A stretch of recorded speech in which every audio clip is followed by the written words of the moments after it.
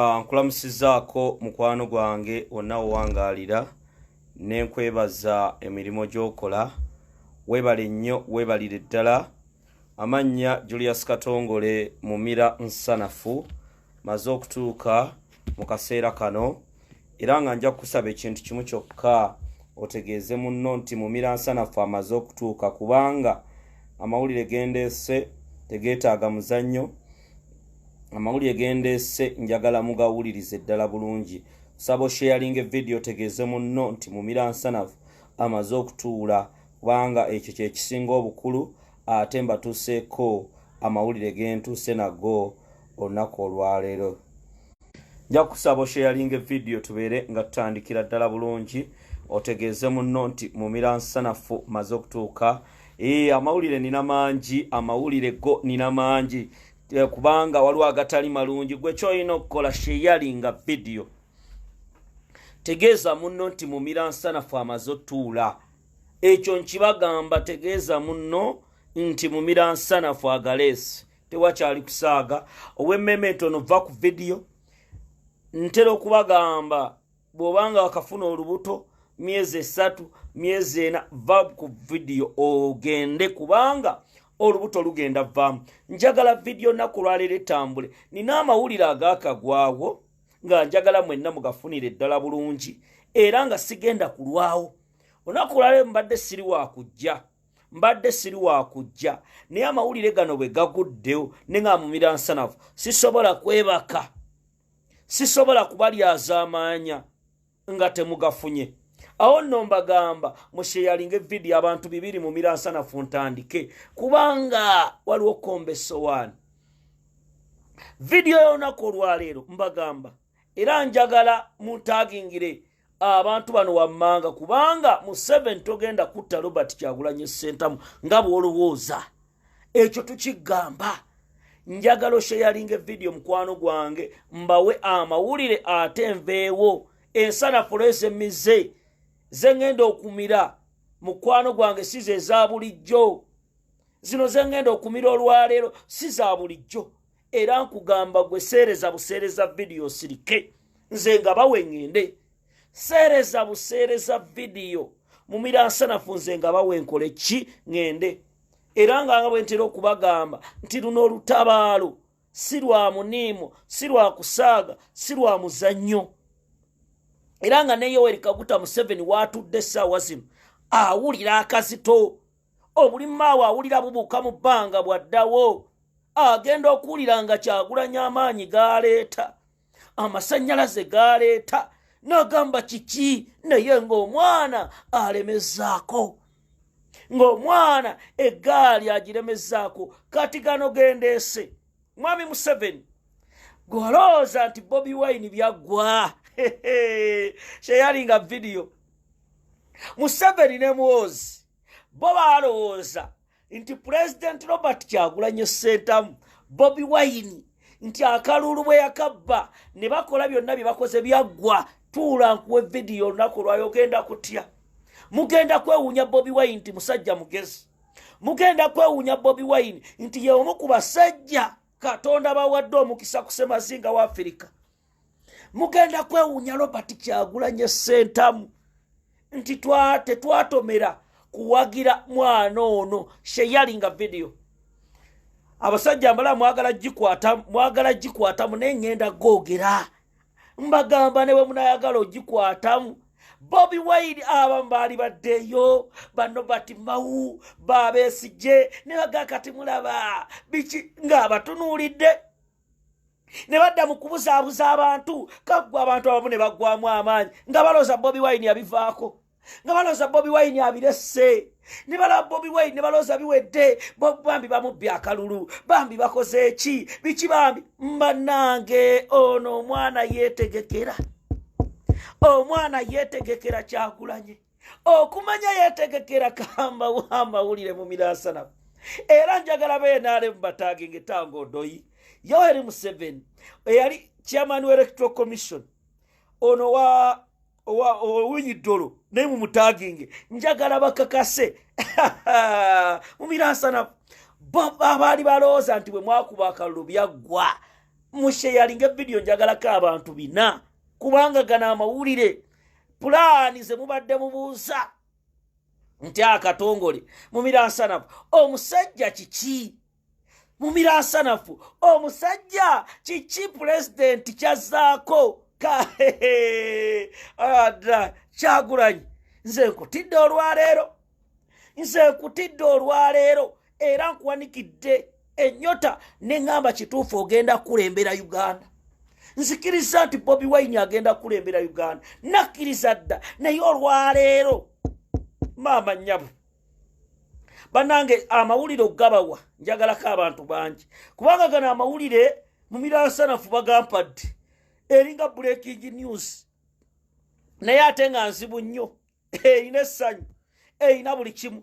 Kati nkugamba tambuza video mumiransanafu ntandike era njagala omwana alete fayiro yange mbabuulire bulungi amawulire g'olunaku olwaleero. Aha, kantandike bwe nti ntandikire wa empapula nyingi naye ngenda tandika bwe nti mbabuulire president wammwe omwagalwa wammwe sserulungi wammwe Robert Kyagulanyi Ssentamu kiki ekituuse mu Kamwokya kyekituuse mu ggwanga era bashagaala bagamba gundi katongole oluddewo. Kantandike video.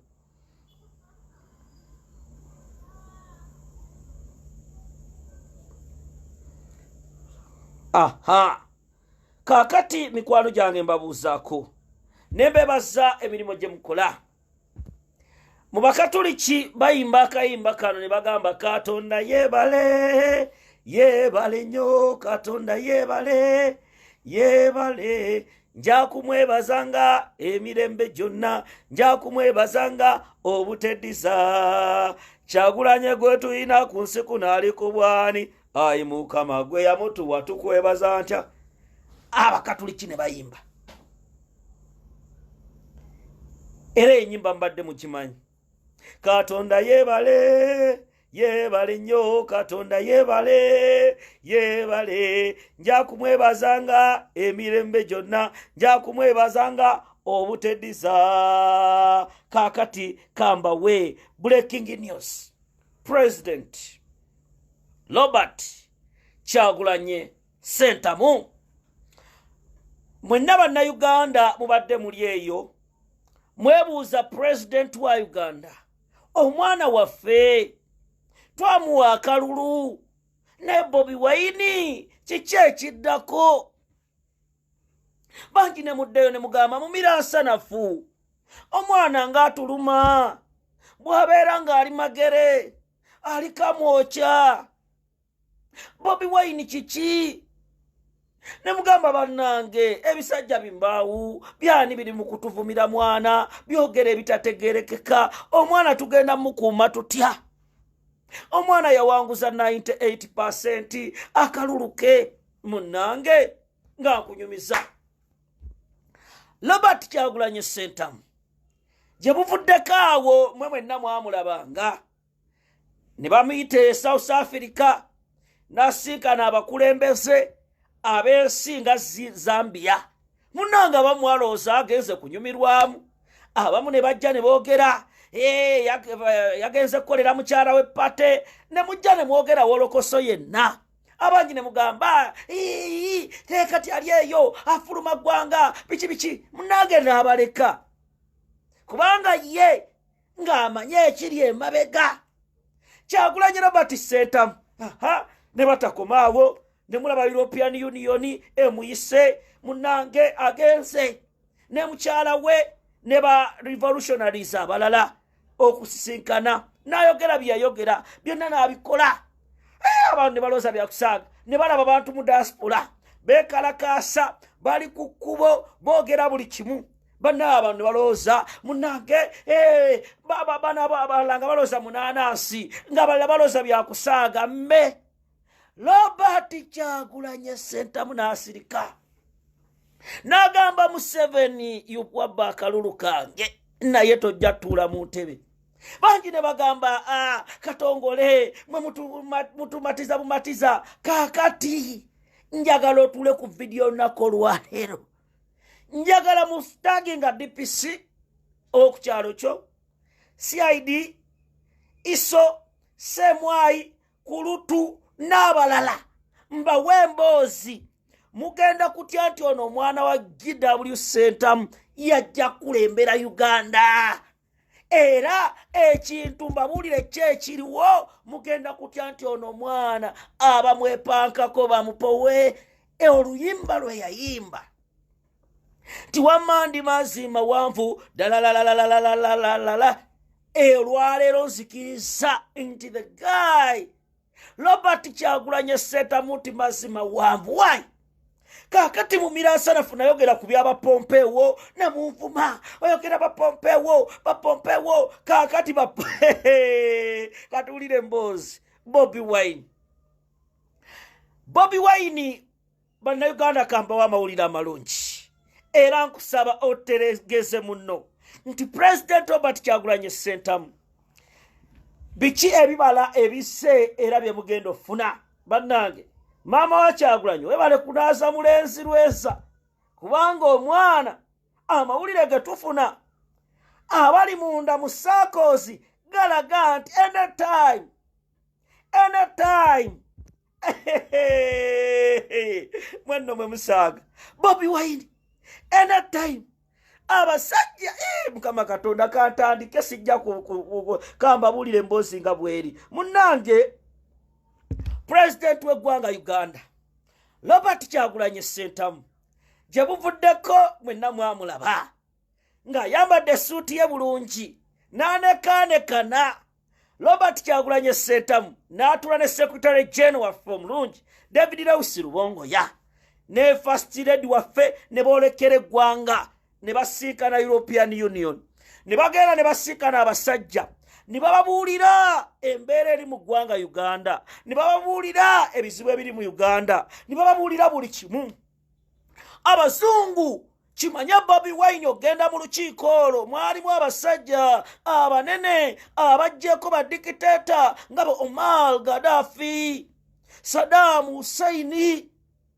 Bobi Wine temulowooza ogenda mu lukiiko olwo it was an accident no it was planned abasajja bamuyita okuba mu sitampu eyegenda okubabuulira ebintu bino byengendo bagamba Robert Kyagulanyi Ssentamu amaziga gabadde gamulumanga ebbanga ddene n'agamba bannayuganda bannonda okuba kulembera nga pulezidenti waabwe banziba batya akalulu bano abadaawa n'agamba nze ndi mubanda bano abasajja kiki era Bobi Wine ebbanga lyonna abadde tabeeraawo mu magere nga yeebase ali ku masimu abagamba kiki what is happening era sigino mutabani wa Museveni bwe yawulira ebimu nga bamusomoleddeko ku byengendo bagamba ke kali ke mwawulira n'awandiika mbu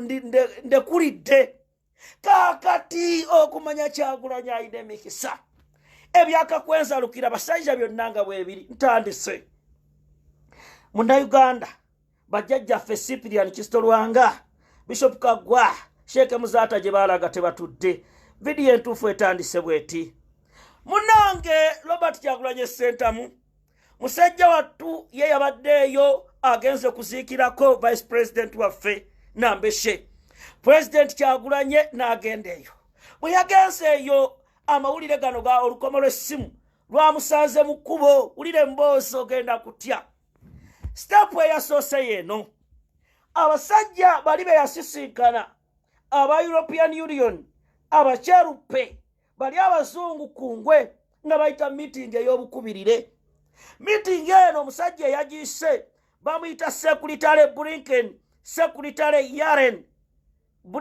ne Secretary Yaren kati bano bennyini Blinken n'akola order ku musajja omu gwe bayita Robert Mahendezi chairperson bwe batudde mu meeting ne babagamba ebigambo bino ne bagamba Uganda is bleeding Museveni tumuwadde warnings ez'enjawulo nga tazuulira Museveni ne tumubuulira ku torture chambers ez'enjawulo era ne bagamba this time around America ng'ensi ekifaananyi kyaffe kiggwaawo.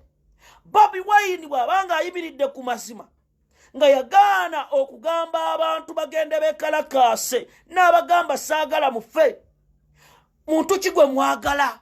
Ekifaananyi kyaffe eky'Omwafirika kiri mu kufa. Bobi Wine kati essaawa zino atukubamu ebituli.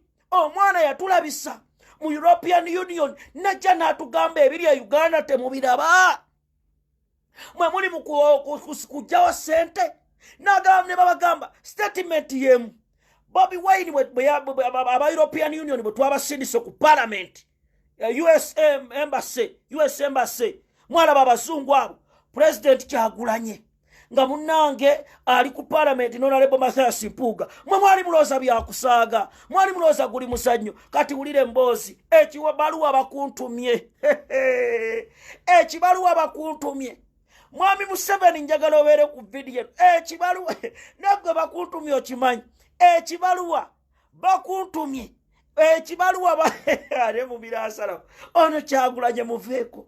Nze mumanyi. Kyobora basimuni bwe mulengera nagira ati nanyenya eriso ngamba tata kampeo. Bobi Wine ne wasituka mbusitu sat. Oyo mumanyi, I know that man. Entebe bw'abajaga. Mwe mu bulamu bwe mutunuulire.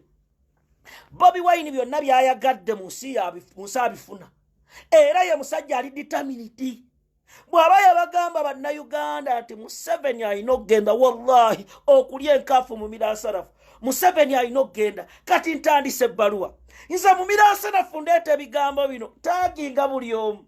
Aladisi wa Museveni, Iso, Taso, Meso, Chekeso, bonna. Era gwe ulire mboozi. Munnange abakulu bano ebbaluwa esoma bweti. United States Senate. Abakulu aba United States batudde ne bakkaanya ne bawandiika ebigambo bino. Ngenda kusoma mu Luzungu ate mbavunulire mbasome n'ebbaluwa gye bawandiikiddeyo eri Kaguta Museveni gye bayita bakuntumye. Yasandise bweti. Wulire mboozi. United States Senate Committee on Foreign Relations, March 28, 2022. The Honorable Joseph L. Biden. Eno bagiwandiikidde President wa Biden. President Biden omukulembeze wa America. Wulira ono Bobi Wine musaaga. Wulira. The Honorable Joseph L. Biden, President of the United States of America, the White House, neberako 16 Pennsylvania Avenue, New York, Washington DC, 2025. Dear President Biden, ulira Bobi ne banna obo mama nalunku mu mwana ya munazachi. Ulira. Dear President Biden, bawandika, I write with deep concern about Ugandan government. I write with deep concern about the Ugandan government's troubling human rights record. Mpandika n'obunyiivu obuveewala ennyo engeri eddembe ly'obuntu bwe riri mu kutyobolebwa mu ggwanga Uganda, particularly its continued use of torture against civil society activities and political opposition members n'abantu abanyigirizibwa, and ask you to take meaningful actions to respond. Njagala bunambiro, meaningful reaction to respond. Bunambiro bano basawulira nga bawandikira Biden ne bamugamba President Yoweri Museveni has long relied on torture. Mwami Museveni ebbanga ddene abaddewo ng'atulugunya abantu abamalako eddembe and illegal detention n'okusibira abantu mu makomera abatalina misango, to punish his critics and tamp down dissent, okubajja kw'omulama. Ulira akano we wali akanyusi mu mirasara. Wano we wali akanyusi ayogedde bwati. Ulira abazu bawandikira Biden. Ulira bagambye bwe bati.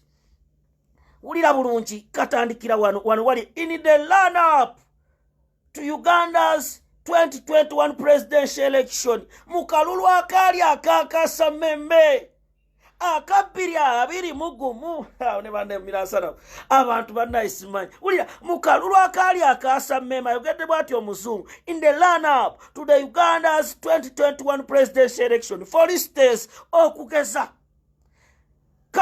presidential candidate Robert Kyagulanyi Ssentamu and numerous other opposition party members, some of them remain in custody.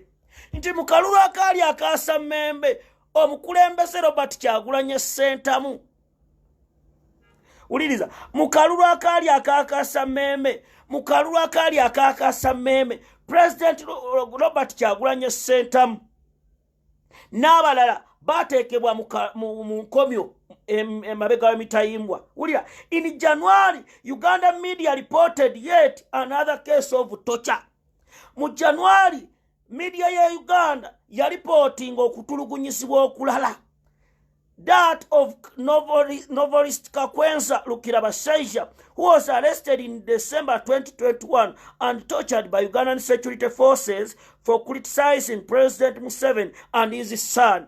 Ne Kakwensa Lukirabashaija omuwandisi yatulugunyizibwa myezi egyo ng'era mutabani wa Museveni n'abaana be babakola ki be batulugunya. For instance, Ugandan security forces illegally detained and tortured opposition presidential candidate who won the election in Sazawawo.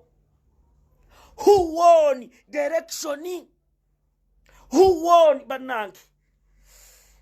Gwe eno bagiwandiikira Biden bintu mu bijjemu omuzannyo bashagaala. Wulire mbozi ngeze maaso. Wuliriza bulungi. Ne boogera bwe bati era kibalwa kibakuntumye ekya Museveni nakyo ngenda kisoma. Wulira shagaala. Ngeze maaso.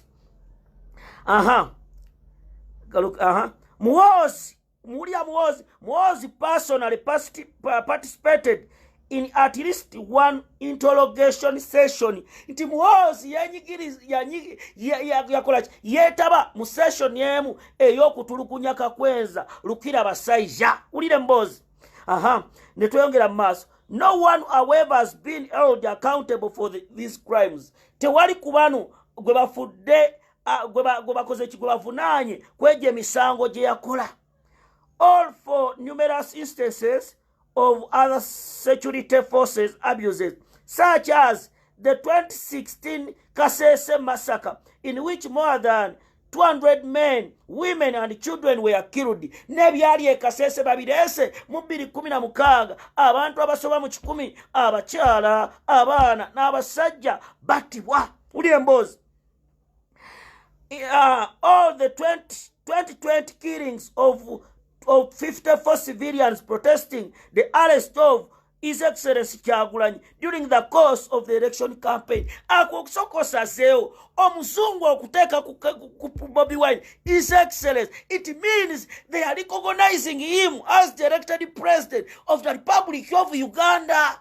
Bamumira sana fa basomera ebasa ebbaluwa mu bbaasa awo tuba twanootiisiizeewo dda. Ulire mboozi abali awo waliwo abali mu kwefukira, abali awo abali mu kujjubi. Oye Bobi Wine bye twogera bituufu. Mubadde mubirabako. Amu ne mulowooza mulanga ali mu European Union. Ne mulowooza musimanya birabika babigasse Photoshop. Tugenda kulembera Uganda. Munyige! Omwana agenda tula mu ntebe. Mwefukire, mwobusajja bubabeereko. Kubanga oye Robert Kyagulanyi Ssentamu mitembo. Ingobi. Kati gwe wemmeme tono va ku video kubanga gye mmaliriza eno wansi. Waliyo ate ebibi ebisobola okutugisa. Nagambye nga video ngitandika oba olubuto bwe lubanga luto va ku video eno. Nekugamba bw'obanga owulira emmeme esindukira va ku video kubanga ogenda fundikira nga nkubuulidde Bobi Wine kye bamugambye okukola ne bye bagenda omuwa. Ago ge maanyi g'abantu sharinga. Ngenze maaso. President Robert Kyagulanyi Ssentamu abantu abattibwa 54 civilians nga beekalakaasa olw'okusibwa kwa President Robert Kyagulanyi Ssentamu campaign nabo ne bakawandi ne bawandika bwe bati. President Museveni's disregard for basic democratic and human rights norms is inconsistent with US values and foreign policy goals. Nte Museveni engeri gy'akolamu ebintu bye ne bw'abadde abikola munnange bimalawo eddembe n'enkola eya foreign norms ezibagata values era nga kibalabisa. Ulire mboozi values and foreign policy goals. Museveni has twice changed the Uganda constitution to remain in power in perpetuity. Nti Museveni akyusiza constitution ya Uganda emirundi ebiri ye okubeera mu ntebe okunyigiriza abantu. Ulire mbozi. Bibaluma. Museveni ekyo kimaze. Ngenze maaso. Impeded democratic process yasanyawo dembe enkole y'amateeka, turned a blind eye to rampant corruption, obubbi nga bulinga obubbi, subjected civil society activities and opposition party members to legal detention. Aba civil society n'aziggalawo n'aba opposition n'abateeka mu makomera. Violence and torture with impunity. Obutagambwako okozesa eryanyi ly'emmuunu abazungu nabo bakyogeddeko. Ulire mbozi. Abali bali eyo kati muyisima ikyuli buli ebwefukira bugaba nange ekisajja kireesa amawulire. Oyo bamuyita Alhaji Mumiransanafu. Genda maaso yalinga video.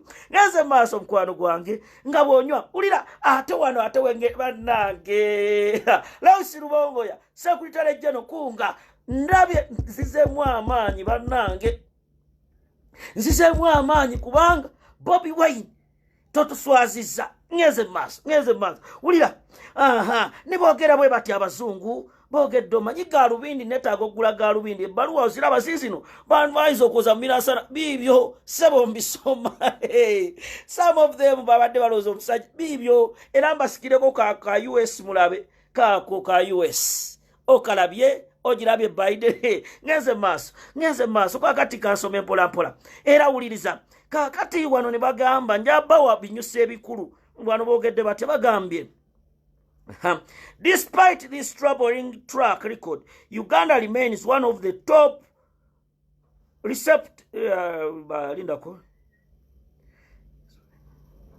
Uganda ekyayambibwa abazungu mu bya security ekino koma bunnambiro ekyo bakitaddeko. Ne bagamba nti bagambye bate wano person targeted sanctions would have a greater impact. Unfortunately, a few sanctions that have been announced publicly, such as the one in December 2021 against Major General Abel Kandiho and one in 2019 against former police chief Kale Kaihura, came too little. Nti sanctions ezibadde zikolebwa tezina kye zikoze.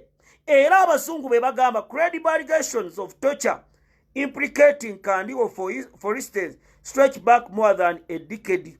Kaihura, meanwhile, was credibly accused of numerous human rights violations during his tenure as Inspector General of Police from 2005 to 2018, but it was only subjected to US visa restrictions. Nti Kaihura okumuteekako sanctions kyamusiiza agenda bweru okugenda mu ggwanga lya US naye tekina kye kyakola. President Museveni, wulira wano ewali ekinyuso kombeso wano. President Museveni cares deeply about this reputation. Era nti kirowoozaako nnyo Museveni and he is standing with the United States. Ayagala nnyo okukolagana ne United States. Actions can have an impact. With this mind, I ask you to publicly sanction senior Uganda officials implicated in corruption or gross violation of human rights and provide a list of detention facilities known to be used by Ugandan society forces. Kakati ne bagamba amakomera nga kitalya n'ebifo ebirala mu kaseera kano abajaasi ba Amerika n'abantu abalala bekikwatako balina okujja bunnambiro balabe nga abannayuganda abali mu makomera ago balesituwingibwa mu kaseera akatali kawala nnyo. Era ne boogera bwe batuulira bagambye security forces, bonna abali mu security forces nga beetaba mu kutulugunya abantu balina okukolebwako bunnambiro. Ekyokuna waliwo ke mwagala kali akalulu yakabba. Entebe kiki abasajja bajoogerako ki bangi mbalaba bakubyedde ekitangaaza mu kipapula kyange, bakubyedde ekitangaaza kati ntandise video entuufu muganda wange ekyo kibadde kigula luggi nemwe mirasanafu kwagala ne mirasanafu namba yange 0702 22 2758 0702 22 2758 kati njagala wano Oscar ne Lugaba wuliriza bulungi bagambye mutabani wa mwami Museveni atandise okwebuzaabuza ku bikolwa by'abadde akola era ayagala kwerimbika ku bannayuganda ono yatulugunya kakwenzalukira basaiza ne evidence weri mu kaseera kano ono alina okukolebwako ng'amateeka bwe galagira sooka osazeemu awo teekamu omudigido oyo waani Oscar ne Lugaba oyo Oscar ne Lugaba wulira kati gwagamba nti Amerika yakutama lindako kakkana kubanga bali be ba super power bali be ne do you know Bobi Wine oloza eri abagenze kuseka oloza Bobi Wine abagenze kunyumyamu kati kamba wamawulira gamba mutye era kambyogere onkimanyi byengenda okwogera ebyama byengenda ofulumya abasajja bayinza okunnona naye kugamba wulire mboozi wulira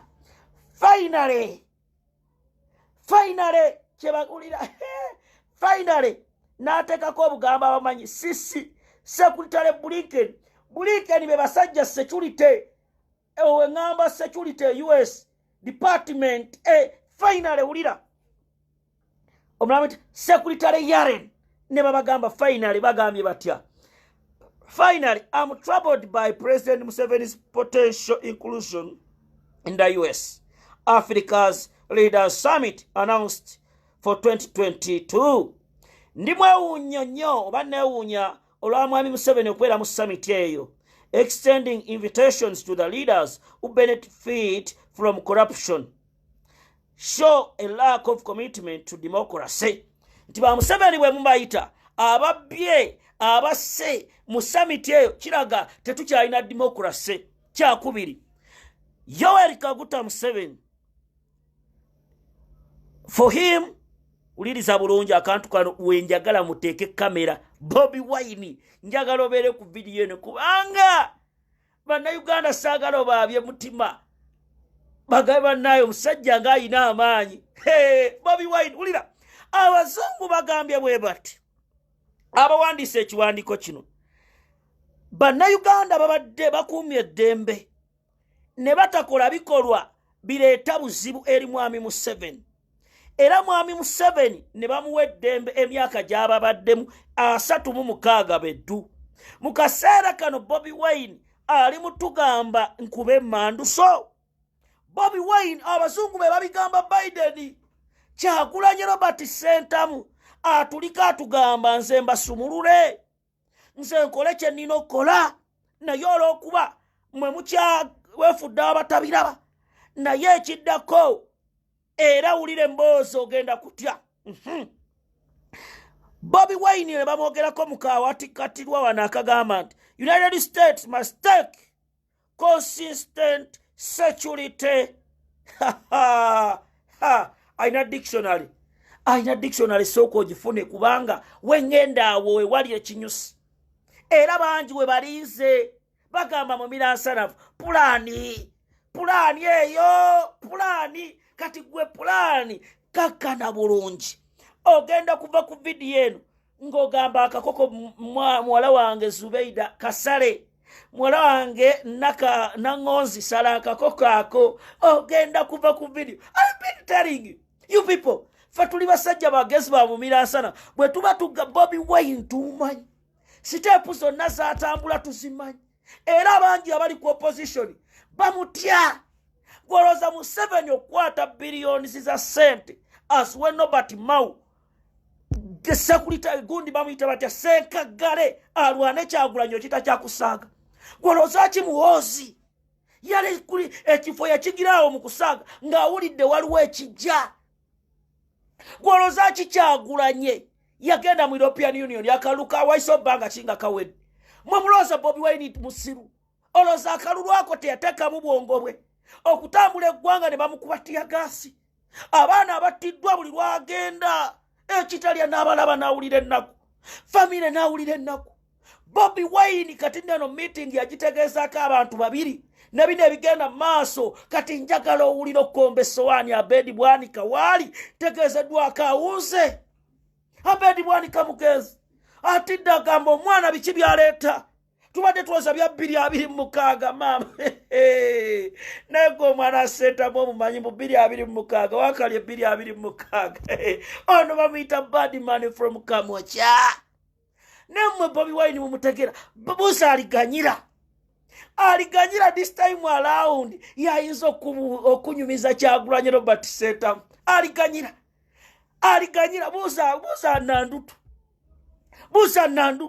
buuza ono omusajja ono omufere Deputy Speaker of Parliament tayewa beba kunyumiza Kyagulanyi this man kati ngeze maaso ekyandeese kyekino bino kambiveemu kangende maaso abazungu ne balume mmeeza bagedde bwe bati ne bagamba bwe bati mu kaseera kano tuyambye ensi nnyingi okujjako badikiteeta. Gaddafi Libya yagenda ne boogera n'abakulembeze abalala ne bagamba ekyasinze otunyiisa ye mutabani wa Museveni ne taata we okwetaba mu lutalo oluwagira Russia ne Ukraine. Olutalo oluwagira Russia ne Ukraine. Sharinga video mukwano gwange bijjeemu bino si bya komba sowaani. Omuzungu akiwandiise n'agamba ekyasinze otwewuunyisa ye mwami gwe tubadde tulowooza nti ali naffe ogenda n'alaga nti ye ali mabega wa Russia. Era na mwatabani we n'ateekayo twiti gwe bayita Muhoozi Kainerugaba. Ulira mboozi ogenda kutya. Ne bagamba mu bbaluwa eno tewali kiyinza tulemesa ssaawa eno ku bye tulaba Russia byetukolako n'ebigenda maaso obutayimirira na Robert Kyagulanyi Sentamu ng'ebbanga terinnagenda wala. Ngebanga terinagenda wala okukomba sowaani sheyalinga video. Bobi Wine, God is sent, Messiah, Redeemer, and Samu. Adai Kyagulanyi. Akwerijjako nze simutegeera.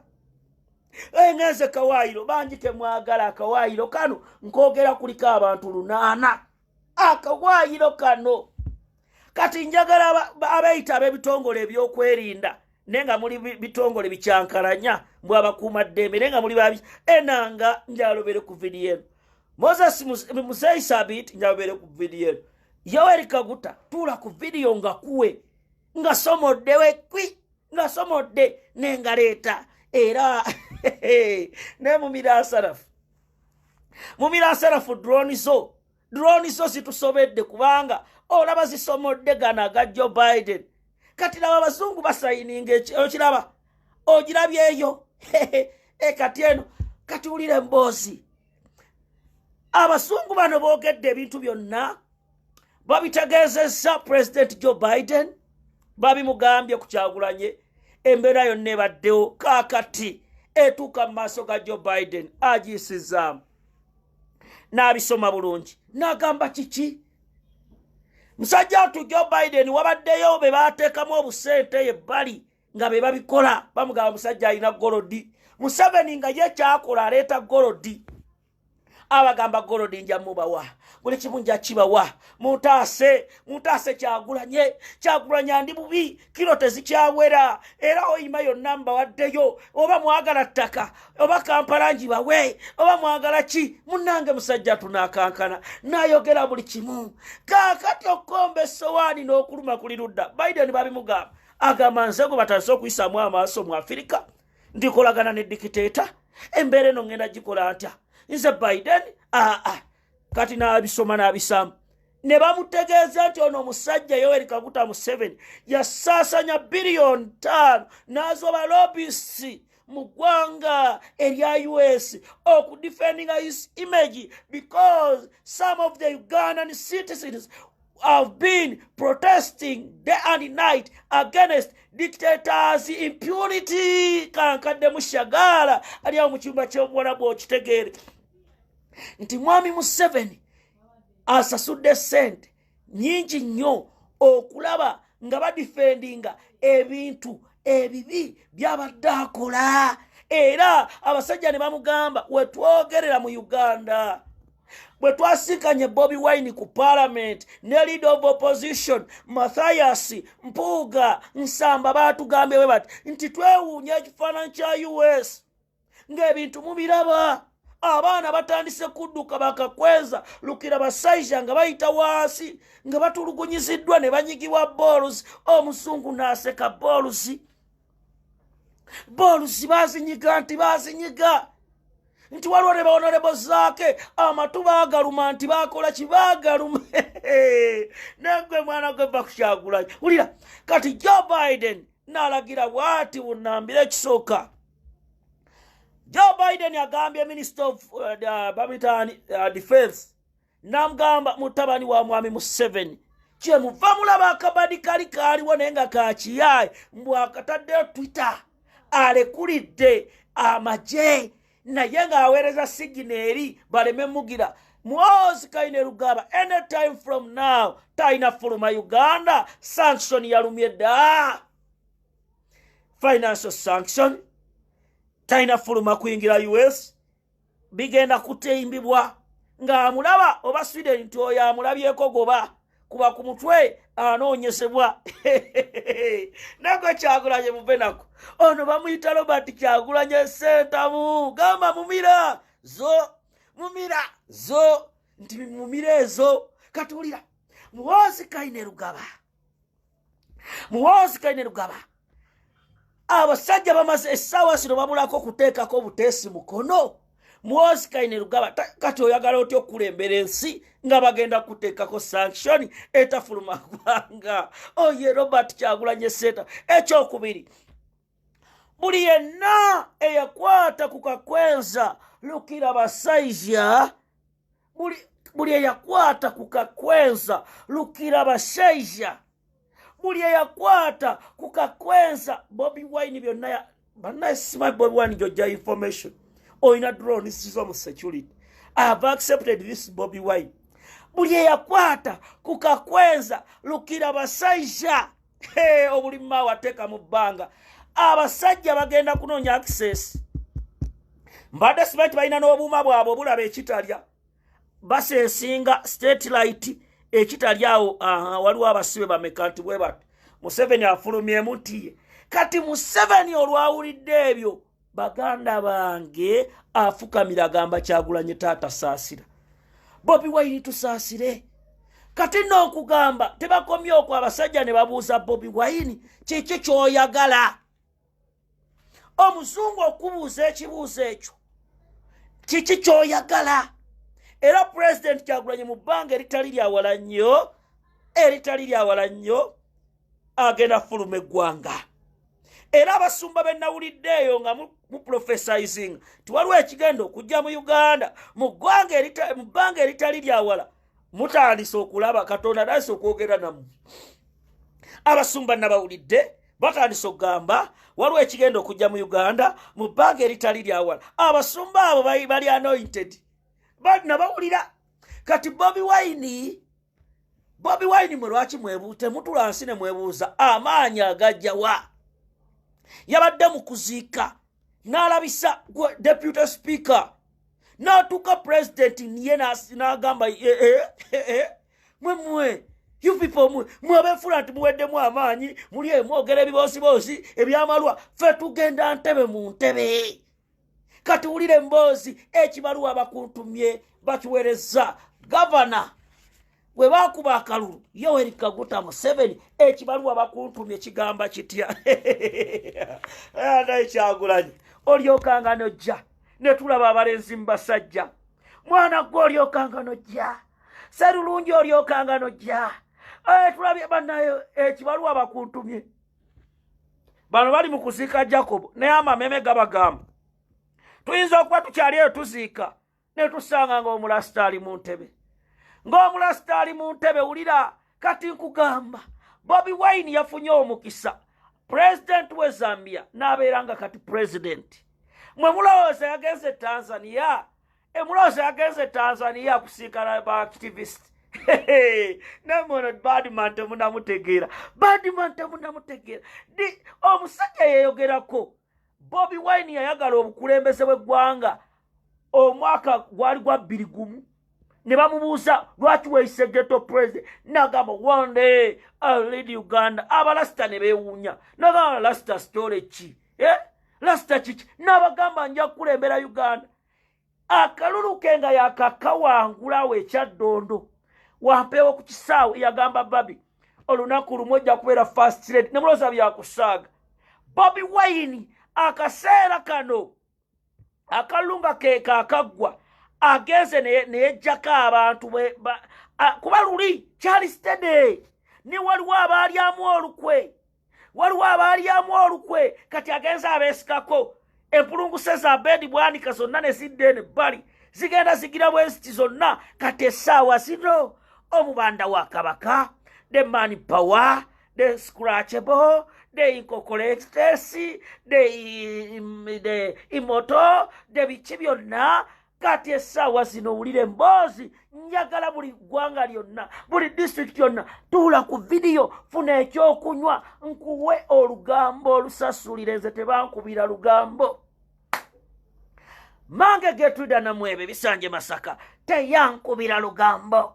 Olugambo olujjako Museveni ndufulumya bw'ennambiro ensi n'enyiga. Kati waliwo minisita bwa Museveni buli ebutudde bundaba bugane bannaye twajjirwa Kyagulanyi twalabe bannandutu nga bamutunuulira bati ye ng'abatunulira aganzijya nze pulezidenti omulonde. Era njagala okutegeeza mu abakulembeze mu Nuupu abaweza honorable ya president honorable Kyagulanyi mwasomera protocol. Bishop Semwogerere bw'abanga kati aki bishop tosobola kumuyita father reverend father. Ono bamuyita His Excellence Robert Kyagulanyi Sentamu. His Excellence kati omuzungu ayite mwabaka parliament mugano okuyita president His Excellence abaswaza takyali honorable. Mbaji bawulira mwebuzaabuza ne mwana mujja kugwa mu ango zange. Mujja kugwa mu ango zange. Mumiransanafu mujja kugwa mu ango zange. Njabalaga. Kambulire uli ekibaluwa bakuntumye. Mama nyabo. Bakuntumye. Mama nyabo. Ebbaluwa ewandiise bweti. Ebbaluwa ewandikiddwa Yoweri Kaguta Museveni. Evudde ulire mboozi ogenda kutya. Eri bweti. United States of America. President of the United States, the White House. 1,600 Pennsylvania Avenue, New York, Washington, D.C. Copy to the following people. The ambassador to Uganda, U.S. Ambassador, Natalia something.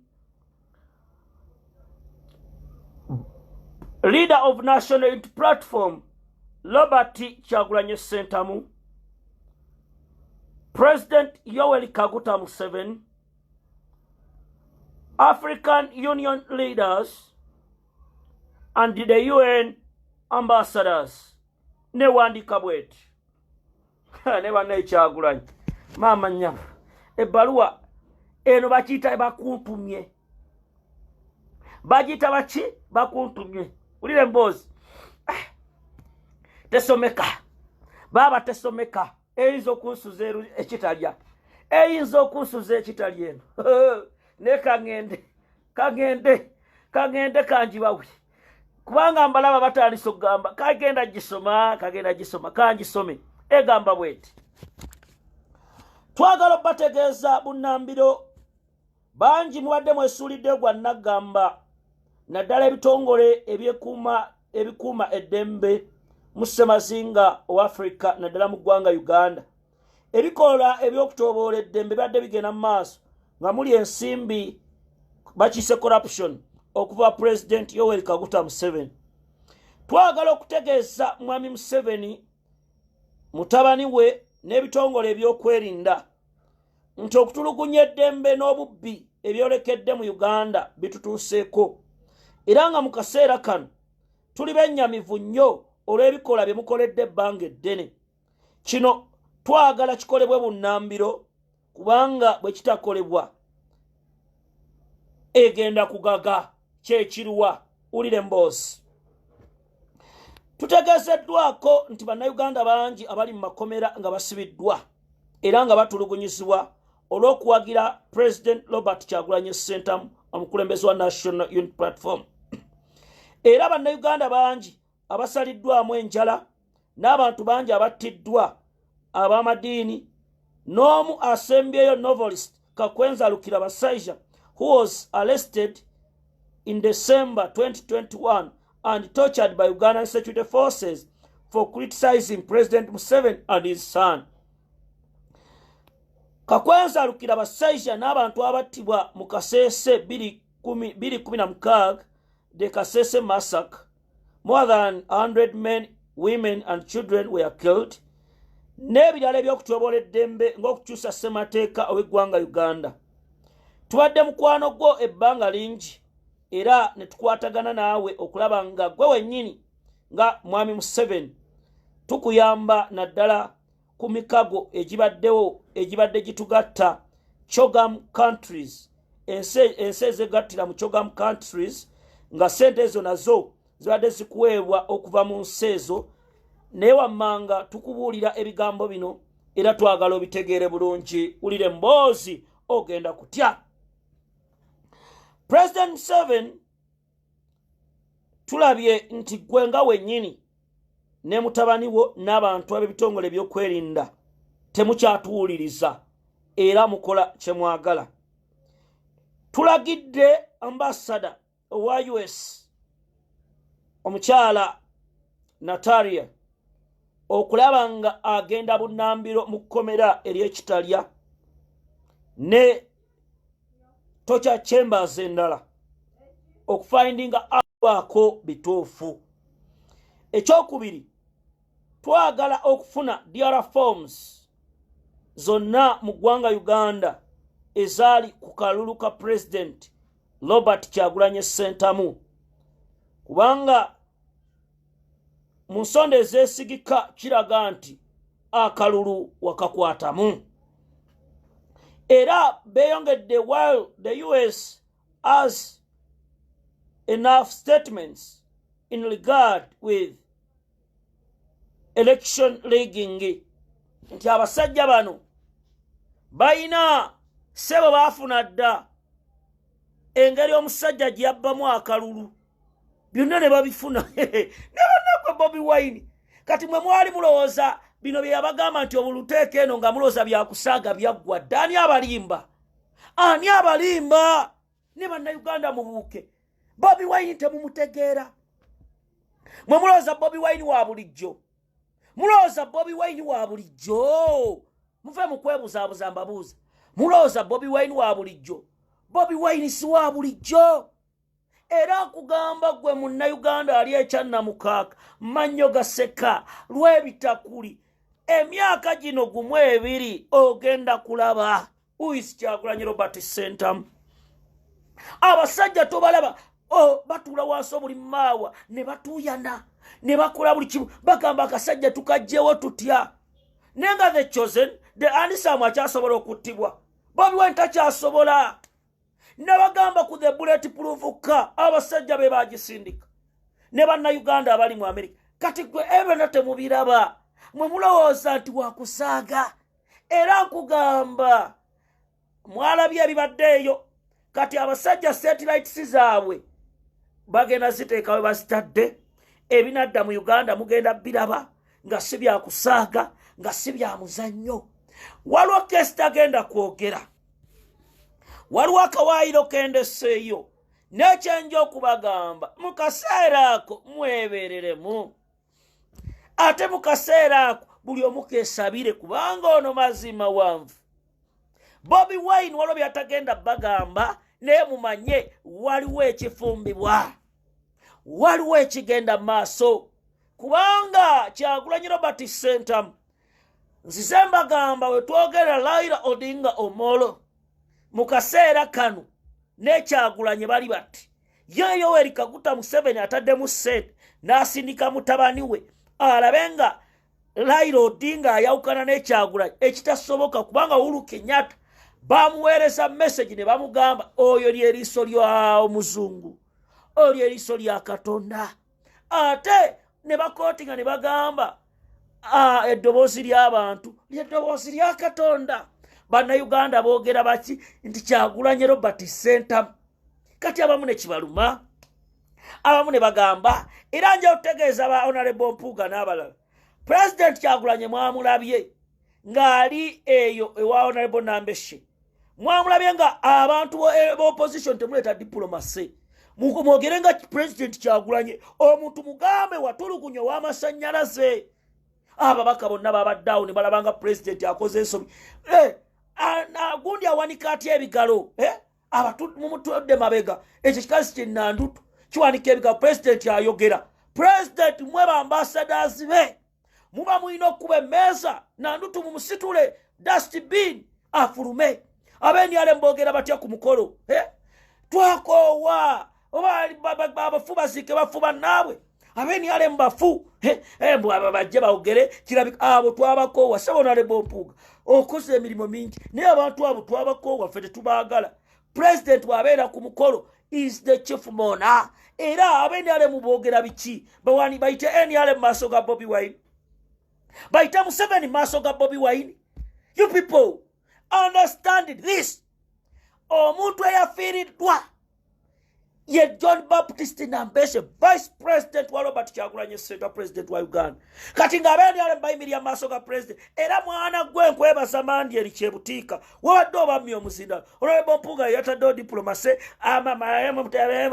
members ebyo tebalina kye batuyamba abo babba n'obululu bw'abaana baffe babigirwa singa bali mu Parliament ba Alex Waiswa Mufumbiro ebyo tubibagamba no struggle gye tulimu kati akaasa mmeme Kyagulanyi mawulidde ebigambo mwadde mulooza naye agenda kujja Deputy Speaker mwenna muli wali muwomereza Deputy Speaker ebyo Bobi Wine abikola ono ye president yabagambye eze President omulonde n'agamba tayeebwa oyina okwetonda naye Honorable Mpuuga bo bali ye mukama waffe kati tubagamba mwawule Bobi Wine ne kutayeebwa ani mukama wammwe eno struggle abaana bakambwe abaana basitula abaana bakuba mwe ababaka ba Parliament tubaagala nnyo ne President ayogedde ki bino ebintu si byakusiiga kasiro eyabatwala mu Parliament sitayeebwa eyabatwala mu Parliament Soolanya bamuyita Dageto Robert Kyagulanyi Ssentamu kati abalala bonna bali mu byabwe bali mu sagasaga zaabwe mulina okuyimirira naye kati amawulire amatuufu gatuuse mu Miransanafu agala okugenda mu Miransanafu namagezi 0702 22 2758 ekibadde oolanya Mama Lususu eddogo limufuukidde eddogo wulire mboozi eddogo Mama Lususu ekibadde oolanya nebadda olanya baba naawe wali weekoleramu eddogo Mama Lususu mumutaginge Mama Lususu mumutaginge ekibadde oolanya ekibadde oolanya owunyidolo wulire mboozi munange kandi kuviire ku ntono omusimu gw'olanya byonna kambi kuviire ku ntono owulire ogenda kutya bannanga olanya teyeefiira nzikiriza olanya teyeefiira nzikiriza munnange nga bwe nabanyumisa byali ku kisaawe ne basooka ne babuzaabuza enfa y'olanya ne batandika okwogera abafamire ne babagamba tugenda kusoma postmortem report tugenda kwogera ekyatta omwana waffe munnange awunyiddolo ng'abiwulira kati olwaleero bajja omulambo kwepulasi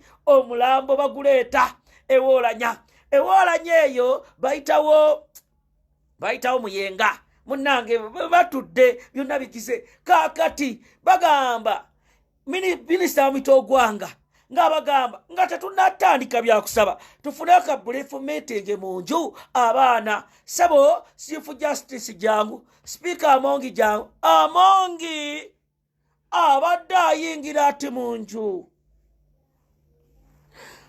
mutabani w'olanya abadde tamulabangako mulamugambye you all of you are behind the death of my father. Amongi teyesimudde w'amaaso. Obulimawo tebumyuse. Nakamba kiki. You are behind the death of my father. Amongi naye takula. Owinyiddala abadde ajja ati ayogera oluguudo namugamba, please all of you were bribed. You were bribed. Our father is dead. He has been suffering because of you people. Nani, you want to sabotage the burial. Abana ne babatuuza mu ntebe. Amongi n'ayingira. Amongi tategedde mukazi kyavuddeyo. Omukazi oyo yali muganda wa mukyala w'Olanya. Mukyala w'Olanya yafa. Omukyala oyo najja n'abagamba, our son yatugamba bino bwe biti ne bwe biti. Naye we are Protestants. Why do you deceive people? Why do you do this?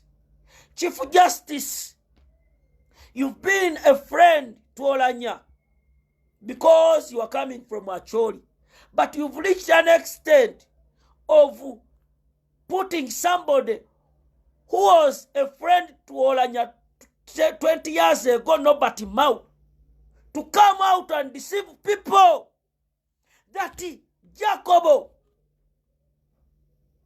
got cancer when he was still at Makerere University, which is a lie. Nobody Mau come out and give us the confidentials, which shows that Jacobo died because of cancer. Chief Justice Naskoroga, Roterulinga Lutalo Rakurumba Buganda, when you Abana ne bamugamba sebo Chief Justice. Muze mutusuubiza amasomero okusomera bweru ne our dad tasobola kuzikawo.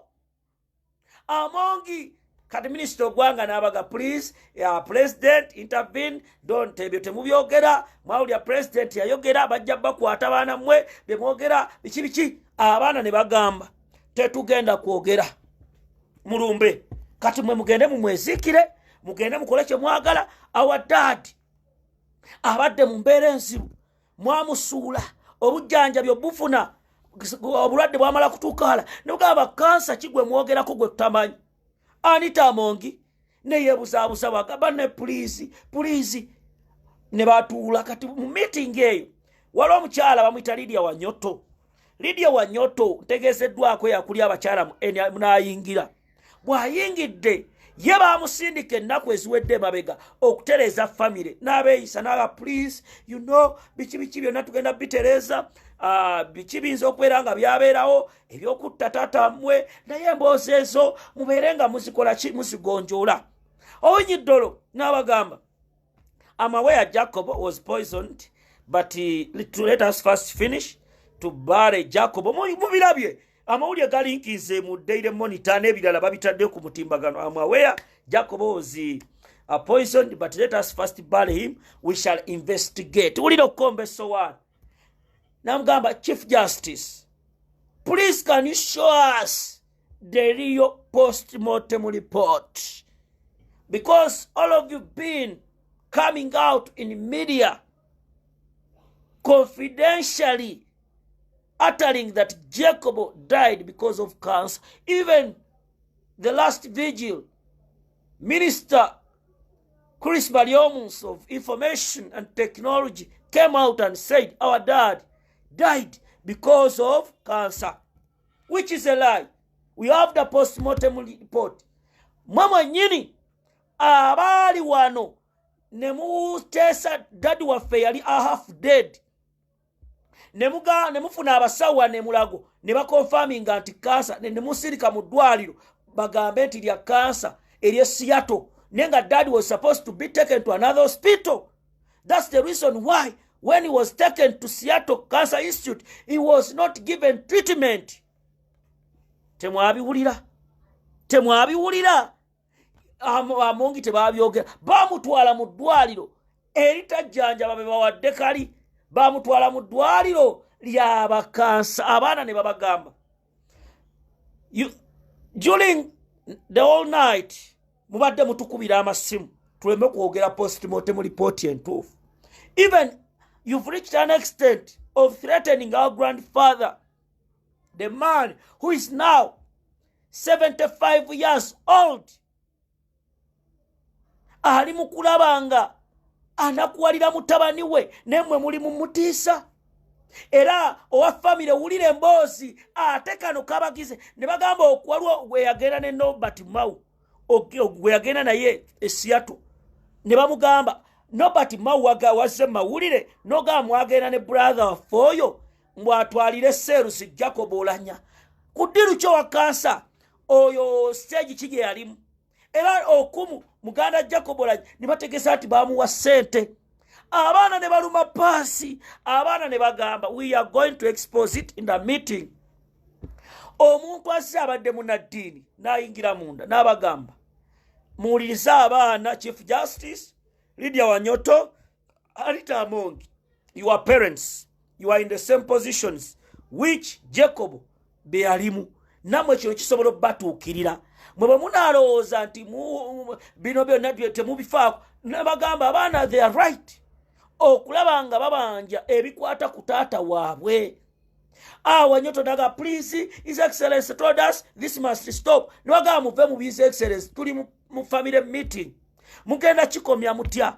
Awaliwo abaganya okujja kuziika. Nagamba mutuse ne ku extent ereeta omusajja akulira iwe Washington DC ambassador ayogere yefuule yajjanja byolanya ekyobulimba nga mwala wolanya ali wano ayawadde obujulizi nti Anita Amongi yajja ne Kabanda Ntyazo mbaka weka sanda ne weka we mubende bamatize abaana bamatize omwana ne bamugamba was it necessary nti agenda mutwale Canada omwana abadde asomera bweru.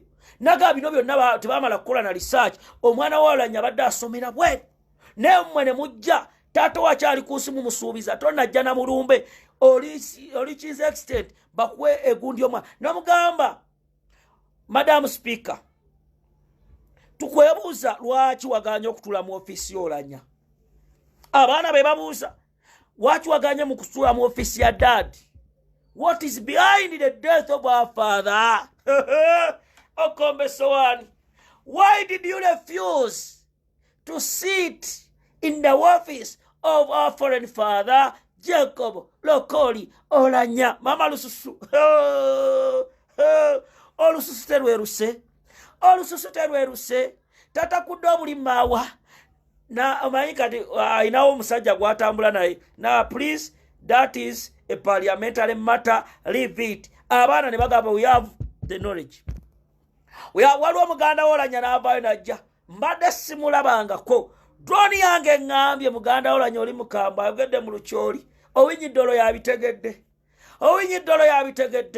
abalala tebabitegedde naye bibadde bikuba ku mutwe bibadde bikuba ku nnyama. Owinyiddolo atakudde ennyindo siyazenze nagamba ati kino kyogere namugamba gundi owinyiddolo tukimanyi mu kaseera kano gwe wennyini okozeseza okuziika kwa kitaffe n'ofuna ssente enzibu.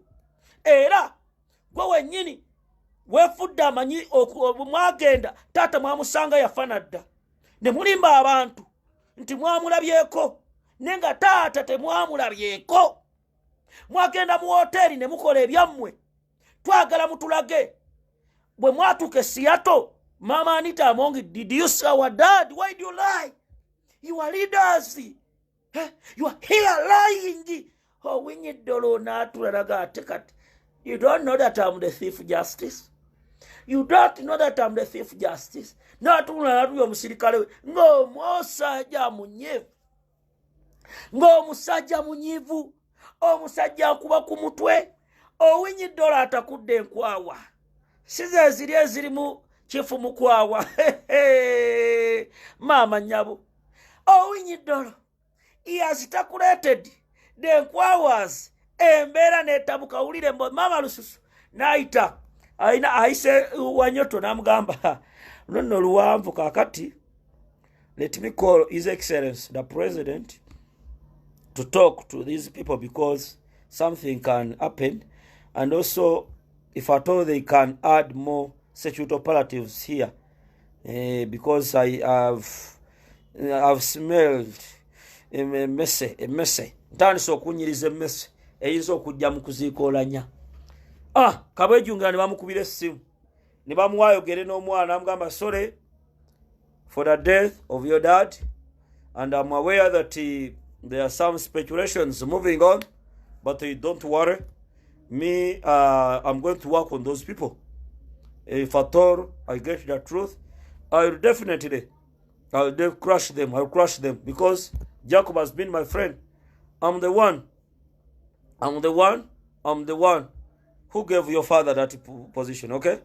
And I'm the president. How many are you there? We are how many children? 6. Okay, don't worry. Anytime from now, I'll do something to the family, and don't worry.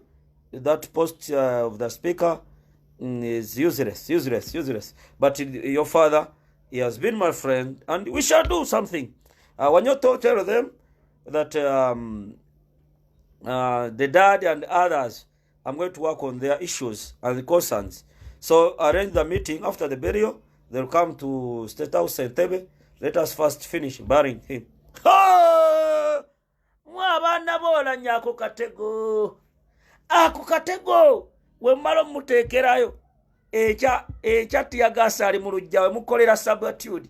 Sabatude inakubeera wano nga tannagenda. Sabatude inakubeera wano nga tannagenda.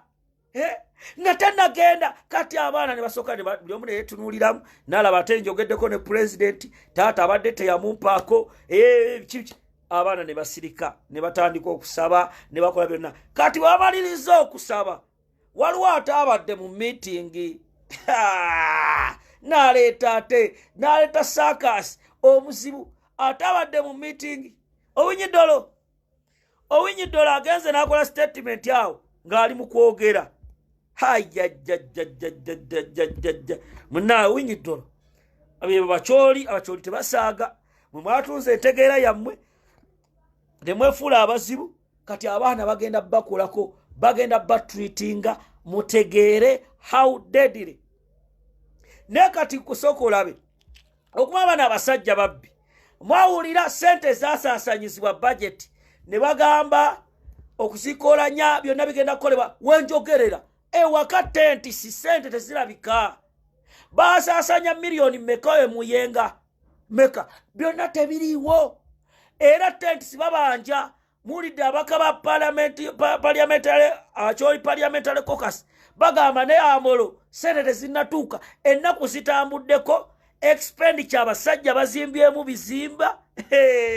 Abasajja bazimbyemu bizimbe.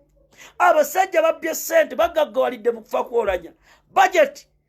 Owinyiddolo yazimbye nawulidde atandise kuyiwa material ekansanga. Owinyiddolo Nobati Mau oyo mugagga muvundu. Nobati Mau entinda takyasulayo gorofa yaji abantu bagaggawadde mu kufa kwolanya. Abantu ebifo bafunye era bagamba ekisajja kyalyoka ne kigenda.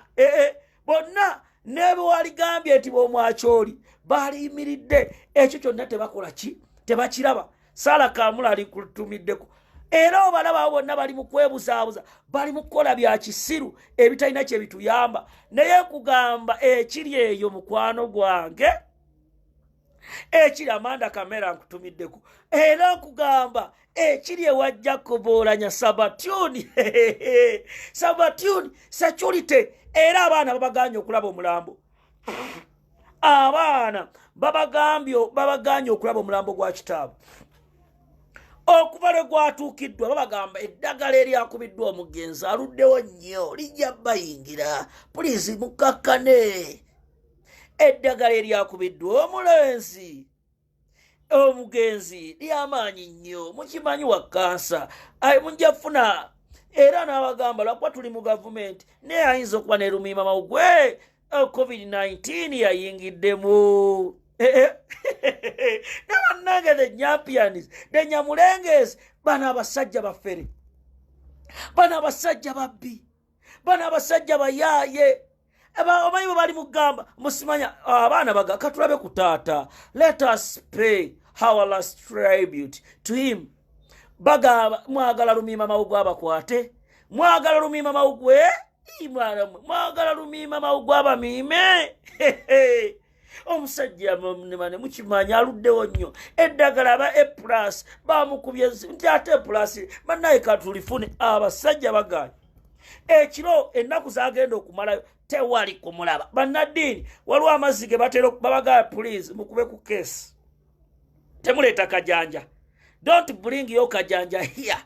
Don't bring your kajanja. Bannaddiini bagaba nnange. Bayibuli bwegamba. Bayibuli egamba. Bayibuli egamba. Bayibuli egamba tuyiweka amazzi. Please. Mwagala bannaddiini mwagala kwerekera Bishop Lwanga. Bishop Kagwa mwagala muwerekera. Munne mubijjeemu omuzannyo.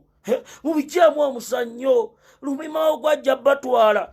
COVID-19 batugambye abasawo ebbaluwa ezazze ziraga nti waliwo signs omugenzi ze yali ayina. Nti ate kiki abaana okulaba ku taata. Bino bye muyisa obugundi obuziŋŋoonyo. Ebyo nnaakuna. Kalicho dance gye bakkiriza yokka. Era kalicho dance bagambye bino mwakyoli mbwate ebiki ebyo akuna nani. Baladisi babawadde da sente. Tewali kyakola. Era gwagala okufuna Lumiima Mawugwe bagamba gwogenda omubikula naye woogerezaako kitalya. Woogerezaako okwagala okubikula Jacob Oulanyah. Era lakoolira Mojo Oulanyah. Abasajja ba Nobert Mao bo bali eri kati Mao okumanya banne abantu bayaayi. Nobert Mao kansooke mubawe. Nobert Mao okumanya mufere. Agamba Jacob Oulanyah kansa yamufunira wa? Yamufunira Makerere. Ulira sente. Jacob ulira. Kamba tereko Jacob Oulanyah. Matereko Nobert Mao. Muulire sente kyezikozesa. Omusajja Nobert Mao yakugamba nti baali basome Makerere obulwadde obwasse Jacob Oulanyah gye yabufu Uganda olemwa mwana gwe. Kamba tereko Nobert Mao. Ndako. Nobert Mao kamubatereko. Ugenda olemwa Nobert Mao. Hadde walumbuye nkutumiddeko hadde walumbuye. Nobert Mao. Kamba Nobert Mao muwulirize ogenda kutyanga annyonnyola kawulirize. Loga okutegera nti enseno sente. Ulira. A government official, I'm not eligible for government funding. I was worried about traveling in that economy class. So when I talked to the deputy speaker who invited me, she assured me that she would ensure that I get a business class ticket. Democratic Party President Nobert Mao is among the last Ugandan delegation that saw the late former Speaker of Parliament Jacob Oulanyah in Seattle, USA. When we arrived, we dropped our bags at the hotel and immediately went to the hospital. We were ushered into Jacob's room on the intensive care floor. Before we entered the room, the Minister of Health had told us we should prepare ourselves to see Jacob like we had never seen him before. She told us, the man you are going to see is not the Jacob you know. He has lost a lot of weight and he is very ill. Akomujjukira nakabagamba nga Jacob Oulanyah bwe yali akoze nga yenkana nga anite. Ekyo mujjukire mu miransanafu. So we were prepared but not as much. Jacob Oulanyah was admitted at Fred Hutch Cancer Research Institute, where Mao was among the few Ugandans that saw Oulanyah on the hospital bed before he passed on. He was not on oxygen. He was breathing normally. He was, of course, in the intensive care unit. We tried to call his name. He could open his eyes once in a while and see us, and I could see that he recognized us. And when he recognized us, his face became very sad. It was like he was telling himself, this is goodbye. And tears were streaming out of the corner of his eyes. The team led by the Deputy Speaker of Parliament by then, Anita Mong, had a chat with Olanya's medical attendants who shared with them a detailed treatment plan for the late Speaker of Parliament. They thought that maybe if they got one of his siblings, would harvest his cells, and if he's genetically compatible with Jacob's genes, then they could modify probably his brother's blood cells and then reintroduce them into Jacob's bloodstream so that they can fight the cancer. That would have been an option. Linda akonja mkawulire bulungi abashagala bambejja bange agamba nti singa bali balina okufuna omuntu aserus obutafaali obumachinga ne Jacob Olanya okulaba nga bamuwonya cancer wano wali uliriza. And that's one of the reasons why we went with his brother. But even then, nti ensonga lwaki bagenda ne brother we ebweru ulira omuyayo omufere. Doctors had already concluded that Jacob was physically not in a position to take that kind of procedure. Sadly, this didn't see light as Olanya made his last brief on Sunday 20th March 2022. So on that second visit, the doctor basically told us Jacob is going to slip away anytime. And he told us it can be today, it can be tomorrow, it can be the day after, next week, 2 weeks, or later. But it's a matter of time. And he told us as doctors, all they were doing was to ensure that Jacob spent his last days on earth as comfortably as possible, without pain. That's what they were managing. And that's why when we found him, he was heavily sedated with a lot of painkillers. That is when I put out that tweet and ended it with, "It is well." And everybody was interpreting it in their own way. Mao, also who has closely worked with the late Olanya since the university days, says he kept his health a private matter. The level, he never even ever told me he had cancer. But I knew that because of the severe beating he got on the 10th of December 1990. Uliro musiru ono nti agambe yali tamanyi nti Jacob alina cancer. Naye mu engeri gye bamukubamu mu 1990 ulira in Makerere, when we were on strike as students, he was our speaker, remember, and I was the guild president, and the police came to disperse an assembly of students, and 2 students were killed, shot by the police. Many others were injured by bullets, and Jacob was beaten very severely with the butt of a gun, and that beating traumatized. Owulira abannange, mulira abantu bammwe munabe afuze omwesiga kitono mulira agamba Jacob bamukuba mu 1990 emiggo emisibu yali speaker ne bamukuba ekigala ky'emmundu myaka emeka egiyiise okuva mu 1990. Jacob Olanya kansa atuka kati Nobert Mawe umwayu mawubalingi ulira omusajja ono bwafumba emboozi akulaga nti Jacob Olanya olumbe ne bannaye seno wesigenga omuntu ulira kambaddizeeyo katini as students ulirako in Makerere, when we were on strike as students, he was our speaker, remember, and I was the guild president, and the police came to disperse an assembly of students, and 2 students were killed, shot by the police. Many others were injured by bullets, and Jacob was beaten very severely with the butt of a gun, and that beating traumatized his internal organs. He had to undergo emergency surgery in Mulago, and they removed his spleen. Remember, the spleen is one of the organs that really... Manya omusajja ono mugezi Nobert Mao mugezi atamanyo sengeka ebigambo akulaga nti Jacob bamukwane bamutwala emulago mu myaka ejo kati embeera n'etabuka.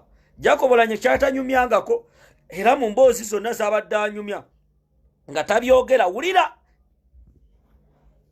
Wulira is one of the organs that really helps to purify the body. Norbert Mao also dismisses the current social media talk that the speaker could have been poisoned, saying that this is far-stretched. The poison talk should not turn our country into a state of fear, where people will live in fear. Ulira agambye okwogera ku butwa tekirina kwogerebwa mu bantu abantu tekibateeka mu kutya. Ulira ba state agent. Now to go to a TV station and drink water. Next time I come to NTV, I'll be looking very suspiciously at the bottle of mineral water. We can't have a country like that. So I really think we must confront those issues and try to build a political system where we can disagree without being disagreeable. Last evening, President Uganda Museveni warned those speculating about the speaker's death. Ato Museveni togerera ku gundi yange naawe ijemu omuzanyo iyo awe ba Norbert Mao. Oye Norbert Mao kati abantu baacholi Museveni ne koranya itiobe mukaseera kano bebe tolodde befudde mikwano jolanya akireretinze ne mu myaka giri nakulaga nti kansa ya mujeri kati mwabali mu DP mu kabina k'abayaye mbasaasidde ngono gocha Norbert Mao kasoke mbalagende kubino mulabe okuba abantu bamanyiro balaba kati ono mama lususu abasajja namwe muleme kwemalamu seo bamufukaamiridde ali wali ewolanya ye boss mama lususu omulabye bantu mwe mutujoze yo mama lususu ebifaananyi nabibalaga we yasooka okugendera okucompromising omwana wolanya mama lususu yo namubalaga nembalaga ebyo nambadde nze mbyogerako mu miransanafu nga mbibagamba era twabibagamba mu kusooka tatawolanya nga tanavaayo ne mulooza tuli mu circus katwalo kampuni gye bayita A+ nsaa mugitegeere bulungi. A+ mugiraba mubadde mwebuuza A+ lwaki abafa mu gavumenti babaweereza mu A+. Ani nannyini wa A+, mirimu ki gyekola era njagala muwulirize bulungi video. Bannayuganda mubadde mufiirwa abantu bammwe mu accidents mu ssenyiga omukambwe wa COVID-19. Maama wo n'agwa ku accident kitaawo ng'ali mu mbeera mbi. Dr. Byarugaba eyali emulago Odreke Rwabogo Jim Muwezi bakwatagana ne kampuni eno era njagala muwulirise bulungi. Omwami gwe bayita Kalugire muko wa mwami Museveni awasa muwala wa mwami Museveni ye nannyini wa A+.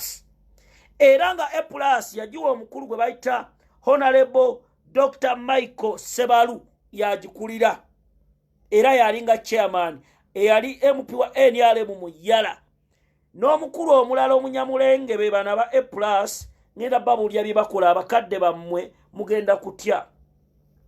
Omukulu ono bamuyita Ronald Zake managing director.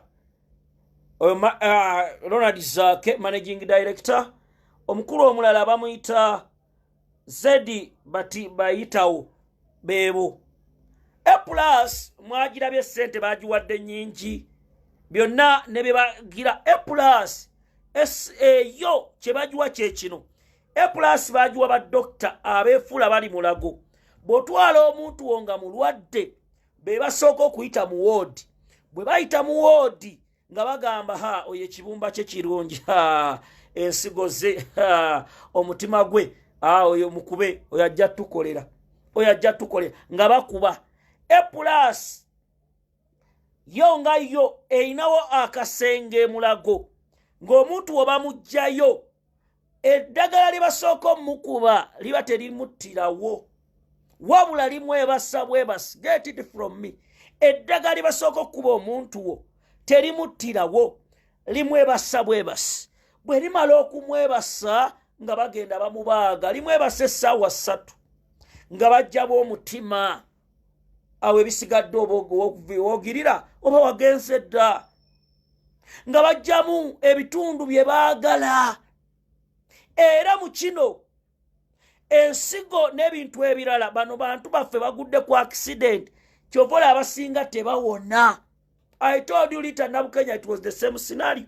Bino ebya COVID A plus eya Kalugire yakwatagana n'amalwaliro gano Kiruddu wa nga babagamba aganye muweereze Kiruddu eri abantu baffe senyiga kaki bangi bagenda bwe batyo era kyova olaba mu bitundu ebimu nga Kasese abantu batuka ne beekalakaasa ne bagamba twagala kulaba mulambo ne basanga mu biti A plus nga ebikola ki yebikola A plus eno abalimu abafudde abakebera emirambo abagikola ki ba SFC bakolera government mulimu abasawo abekinnansi tugeze ba prominent figures bano opposition bano ba cultural leaders bafudde waliwo ebintu bye babajjako ne bitwalibwa mu bisawo bw'ekinnansi gwogamba tubadde omulambo gwaffe guli ku funeral gundi nga bajjamu ebintu byabwe era abantu abasinga muzika abantu bamwe ng'ebitundu eby'omunda tebirimu nga tebirimu era abantu bagamba kati ono muwala gumakinga nowe India eyatugambye $15,000 kale nga basikamu nga bagenda awo ye A plus era A plus era bano abakulu bagezaako nnyo okutuukirira omukyala eyafa nannyini wa Uganda Funeral Services ne bamusaba okufuna emigabo mu kampuni ye omukyala ono n'agaana. Omukyala ono laba Katonda lumima mawugwe bwajja ne bamutwala emulago ne babugaba bamuleese nti ye ekkubo lyayitaawo nannyini wa Uganda Funeral Service era essaawa zino abanyampi bano bagezaako okukuba Uganda Funeral Services batuukiridde abaana babagamba mutwagala migabo oba mutugibaguleko abaana ba mukyala ono eyali manager nannyini wa Uganda Funeral Services ntegeezeddwako abaana baba engaging naye temutunda mu bintu bya nyammwe yali asooka okulya ssente kampuni eyo ya Uganda Funeral Services nyammwe bamusika mu mbeera embi naye kati mwe muli eyo mukola byammwe mwagala kulya ssente naye mbagamba abasajja bagenda bamala ojja balaga kantu kano abasajja bano tujja balaga omukyalo ono bambi kamubalageko baali bamuyita mukyala Regina Mukiibi yono yali nannyini wa Uganda Funeral Services bamwesibako nnyo era bamuttira mu COVID yoyo omulala mukyala yali nannyini wa Uganda Funeral Services Regina Mukiibi mukyala ono bamwesibako nnyo abanyampi yoyo Regina Mukiibi omukyala oyo era naye munnange yagenda mu budde bwa COVID mukyala muganda yakola ssente ze n'atandika ne ka business kamu ne abanyampi tebamulekera bulamu era ne bamutwala. Regina Mukiibi yali mukyala musabi nnyo munnange mu budde bwa COVID-19 ate naye tebamuleka kampuni bagenze bazitwala ez'abaana abaawano waliwo omukyala naye yafa bwatyo Aloisha Organic Ajati Nakasujja Aisha Nakasujja n'abalala bannaddiini n'abantu abalala so mu ekyo tubagamba bino byonna nga mubiwulira mulina okwebeereramu mulina okutambula nga mutegeera gye mulaga eno gavumenti y'abanyampi tebaagala Museveni tabaagala ekyamuleeta mukimanyi kati bwe muneebuzaabuza mubira nsanafu ayagala okwogera nange namba yange 0702 22 2758 0702 22 2758 olunaku olw'enkya Dini Sava walumbye Ticha Lumbuye. Dini Sava olumba Ticha Lumbuye ne Katumba Gerard mbayinako fayiro. Dini Sava wesonywe Lumbuye. Dini Sava wesonywe Lumbuye. Oli mu kunoonya famire ya Lumbuye ne Uganda oli mu kunoonya famire ya Lumbuye Uganda. Dini Sava onoonya famire ya Lumbuye bakuwadde mission. Enoonya famire ya Lumbuye Uganda. Abafamire batuuseeko obuzibu. Enkyanzija sawa 9. Audio nfulumye n'obutambi. Bwonna mbifulumye wazanyidde ku Lumbuye. Kankome mu miransanafu olunaku lw'enkya kati data aweddeko. Wagala okugana mu miransanafu enamba yange 0702 22 27 58. 0702 22 27 58. Bwana Nkatabalwa John nkutumiddeko. Sala Kamulali nkutumiddeko. Tumiddeko ku mukyala Dorothy Stewart awo e Boston, Kabuye Boston nawe nkutumiddeko. Mama Kevin awo e Switzerland nkutumiddeko. Tumiddeko ku mukyala Joanna awo e UK. Netumirako ku mikwano gyange abali awo mu ggwanga Sarah Joy nkutumiddeko Sarah Joy e UK. Netumirako ku Donnelly awo South Africa. Tumide ku bantu abali etake Fred Kajubero Lumbuye kutumiddeko Ticha n'emikwano gyange mwenna Adewa Lumbuye kutumiddeko Adewa Lumbuye mu mugambe mu miransanafu. Edina Kizza nawe kutumiddeko. Ronald Sempala kutumiddeko. Amanda Kamela kutumiddeko. Ssaabasajja Kabaka wangaali.